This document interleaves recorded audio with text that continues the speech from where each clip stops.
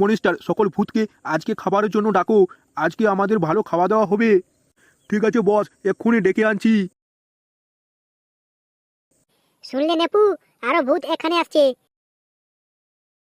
কিন্তু ওই ভূত সব ভূতকে কেন ডাকছে?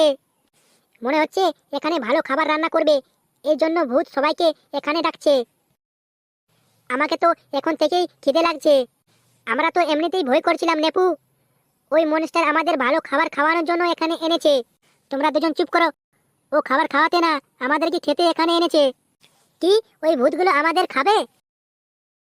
হ্যাঁ। আরে নেপু কোথায় চলে গেল? একটু আগে তো এখানেই ছিল। নিচে দেখো, শুয়ে পড়ে আছে। পিঙ্কি, এ তো অজ্ঞান হয়ে গেছে।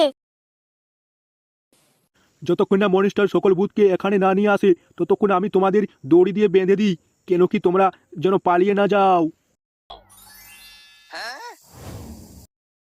আমি কেন উঠতে পারছি না? কিভাবে উঠতে পারবে? জাদু দিয়ে আমাদের বেঁধে দেওয়া হয়েছে। সুপার হিরো, তুমি তোমার জাদু দিয়ে এই দড়িকে ছিঁড়ে দাও। পিঙ্কি, ভয়ে আমি জাদু করতে ভুলে গেছি। কি? বস, এই দেখো আমি ভূতগুলোকে নিয়ে এসেছি। খুব ভালো করেছো মনিস্টার, এবার আগুন ধরিয়ে রান্না করার ব্যবস্থা করো। ঠিক আছে বস, এক্ষুনি আগুন ধরাচ্ছি।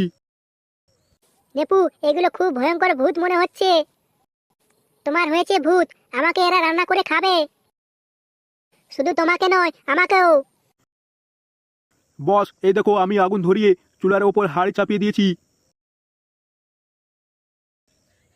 খুব ভালো করেছো মনিস্টার, এবার এদেরকে অজ্ঞান করার ইঞ্জেকশন দিয়ে অজ্ঞান করে দাও, যেন এদেরকে রান্না করার সময় চিল্লাতে না পারে। আচ্ছা ঠিক আছে বস, এক্ষুনি আমি এদেরকে অজ্ঞান করার ইঞ্জেকশন লাগাচ্ছি। নেপু, আমাদের অজ্ঞান করে রান্না করবে রে। এদেরকে এখানে শোয়াও, আমি এদের ইঞ্জেকশন লাগাবো।